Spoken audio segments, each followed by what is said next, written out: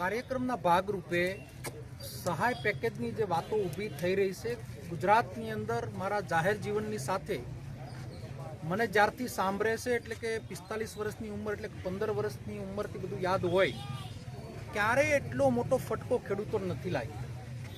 ખેડૂતોનો તૈયાર પાકની અંદર બધી મજૂરી, બિયારણ, ખાતર, દવાઓ બધા જ ખર્ચાઓ થઈ ગયા હતા.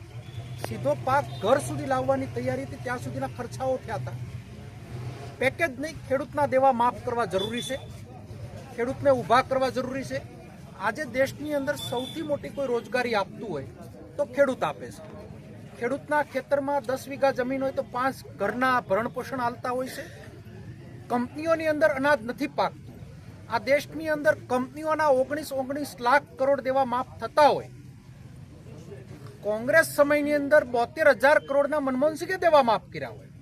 તો 30 વર્ષથી સત્તા ભોગવતી અહીંયાની સરકારને વિનંતી કરી કે કોઈ વાત નહીં, ફક્ત ખેડૂતના દેવા માફ કરો, વધારાની વાતો બંધ કરો.